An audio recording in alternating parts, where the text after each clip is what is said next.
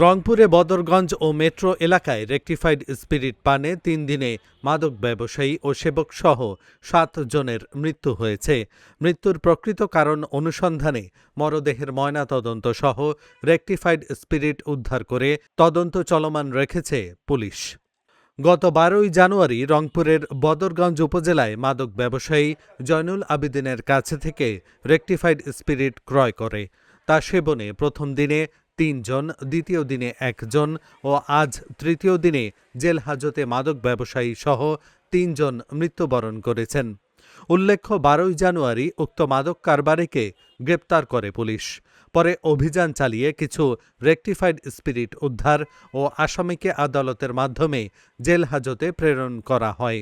তবে মাদক কারবারি জয়নুল আবেদিন জেল হাজতে অসুস্থ বোধ করায় তাকে হাসপাতালে নিয়ে গেলে কর্তব্যরত চিকিৎসক তাকে মৃত ঘোষণা করে।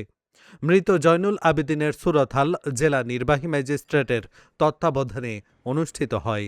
আগে একটু মদ পান করতো, একটু নেশা করছিল, তো খাওয়ার পর উনি নিজে আর কন্ট্রোলে রাখতে পারে নাই, মারা গেছে। পুলিশে ধরে নিয়ে আসছিল, ধরে নিয়ে আসার পর ওনাকে পুলিশেরাই সব মেডিকেলে ভর্তি করাইছে। ভর্তি করার পর আমাদেরকে খবর দিছে, আমরা চলে আসছি। পরশুদিন নেশা করছে, আবার কালকে তো বাজার যায় নাই, অসুস্থ ছিল, পুলিশ গেছিল। পুলিশ বলছে যে মেডিকেল নিয়ে যায়, আমার বাবা বলছে যে যাবে না। হাজতি বন্দী জয়নুল আবেদিন, ওনার মৃত্যুর সংবাদ যখন জেলা ম্যাজিস্ট্রেট রংপুরের কার্যালয়ে রিপোর্ট করা হয়, তো জেলা ম্যাজিস্ট্রেট জেলা ম্যাজিস্ট্রেট রংপুর স্যারের নির্দেশনা মোতাবেক এবং সিআরপিসি 1998 এর সংশ্লিষ্ট সেকশন অনুযায়ী ওনার সুরতহাল করা হয়েছে। তো সুরতহাল করার পরও মৃত্যুর সঠিক কারণ সম্বন্ধে আরও বিস্তারিত অনুসন্ধানের জন্য ওনার পোস্টমর্টমের জন্য সুপারিশ করা হয়েছে।